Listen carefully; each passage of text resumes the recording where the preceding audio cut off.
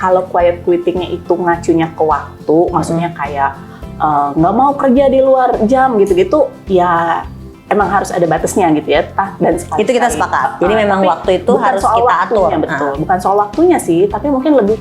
Jadi bikin breaks banyak juga nggak apa-apa. Dan ini kayaknya bos di kantor yang harus sadar. Efeknya ke motivasi teman-temannya juga kan. Iya, Males banget kalau ada yang kerja ala kadarnya tapi terus dapat. Nanti akhirnya gue nggak mau kalau timnya bareng sama males dia. Kan, jadi motivasi, terus gue nggak suka, terus jadi males kan kerja, terus jadi julid-julitan.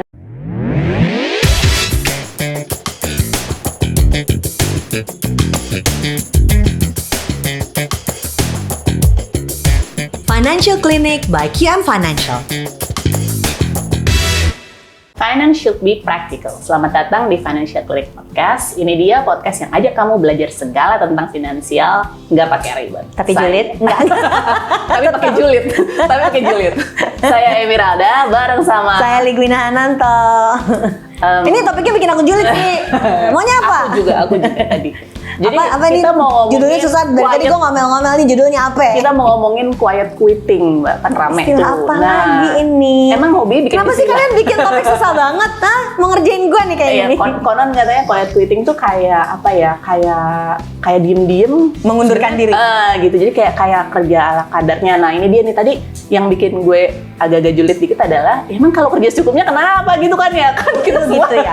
Kan prinsip ekonomi. Lu gitu ya. Dengan pengorbanan seminimal mungkin gitu ya. With limited sources, you gain the most, gitu. Tapi kan maksudnya gini loh, kalau quiet quittingnya itu ngacunya ke waktu, maksudnya kayak nggak mau kerja di luar jam gitu-gitu, ya emang harus ada batasnya gitu ya. Dan sekali. Itu kita sepakat. Jadi memang waktu itu harus kita atur. Betul. Bukan soal waktunya sih, tapi mungkin lebih kerja ala kadarnya gitu kali ya Mbak. Jadi kayak males. Kayak kalau sekolah tuh itu dulu selesai tidak selesai kita kumpulkan saja gitu. Pokoknya gue udah beresin. Dan tapi isinya kayak gitu, crap gitu. Harus ada standarnya dong. Wah langsung keluar julidnya gue. Jadi gitu doang hasilnya. jadi quiet quitting itu kayaknya sih gara-gara pas pandemi. Kan suka tidak suka banyak emang nggak biasa ya kerja remote. Jadi begitu kerjanya pindah ke rumah langsung nggak ada batasnya gitu loh. Tapi ini isu yang serius ya. Jam Work from home dan work from anywhere itu mengubah cara kita kerja. Diganggu gitu kan. Jadi kayaknya mungkin kantornya juga bisa adaptasi kali ya. Nggak biasa bahwa orang-orangnya tuh jauh. Sebagai bos juga kaget.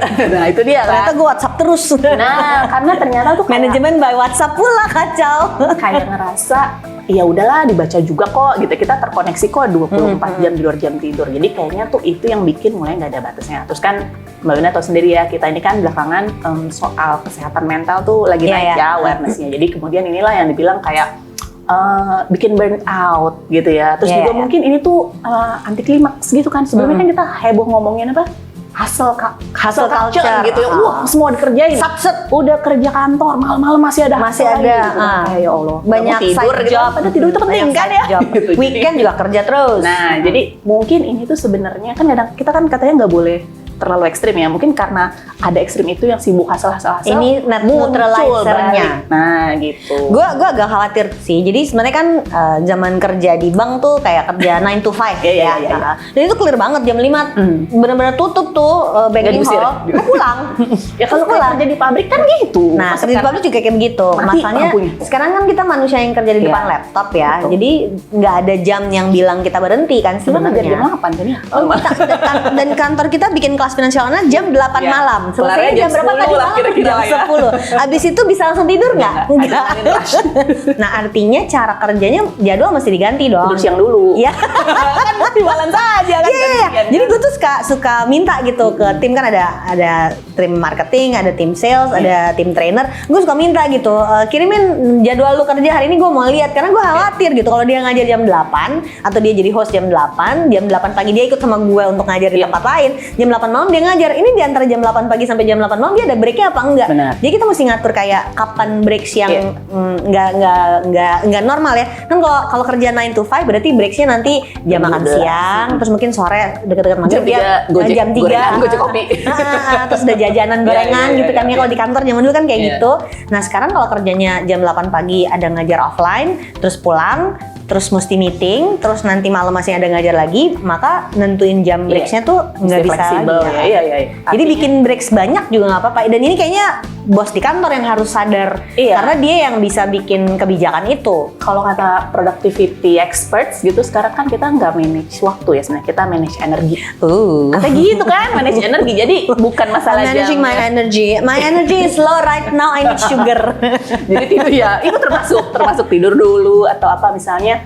Oh supaya tetap energi sama malam, Mbak Wina kan nanti lari sore dulu, apa dulu gitu kan. Iya. Kan setiap kita kan butuhnya macam-macam sendiri-sendiri. Tapi balik lagi tadi soal si quiet quitting, kalau misalnya kerjanya ala kadarnya, bukan soal waktu ya, tapi ala kadar effortnya, ala kadar kualitasnya tuh ada efeknya nggak sama finansial. Ini kita finansial punya podcast kan, jadi kayak efeknya sama apa finansial. yang lo kasih ya hasil.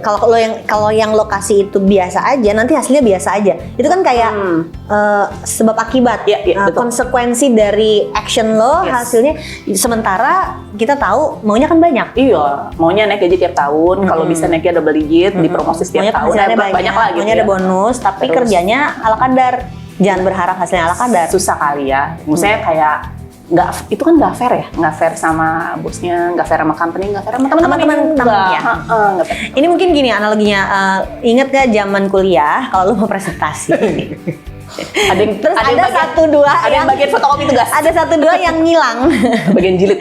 Terus nanti pas hari kita mau presentasi dia tiba-tiba bilang sini deh gue yang presentasi. Enak aja lo nggak pernah ikut meeting, nggak pernah ada kontribusi, terus lo mau ikut presentasi. Nah yang model kayak gini tuh di kantor efeknya agak-agak kayak quiet quitting gini nggak sih? Karena kan ya gitu kan, karena kan harusnya kalau kuliah tuh kan pendek-pendek gitu ya. Kalau kerja kan ada efeknya Terus-terusan sih gitu kan ya. Ada efeknya, ada konsekuensi yang berat. ada efeknya ke motivasi teman-temannya juga kan. Iya, Males banget kalau ada yang kerja ala kadarnya tapi terus dapat Nanti akhirnya gue nggak mau kalau timnya bareng sama males dia. kan, jadi motivasi, terus gue nggak suka, terus jadi males kan kerja, terus jadi julid yang antar kerja. Kalau bersama-sama Kalau ngejulitin orang lain lucu-lucu aja nggak apa-apa ya? Nggak, kalau bersama-sama ngejulitin orang lain nggak apa-apa. Itu team building. Itu team building.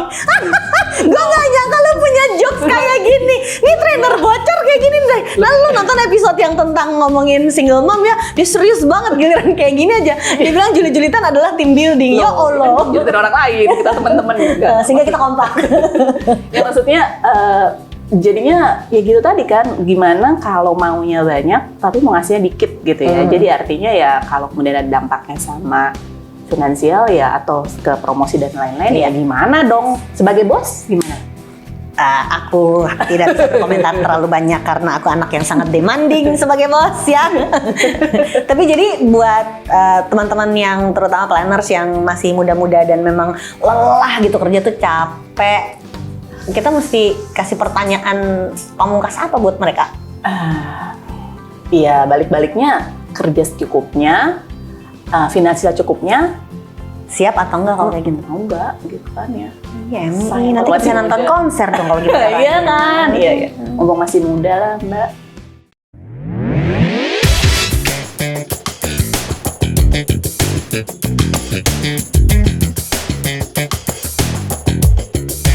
Financial Clinic by QM Financial.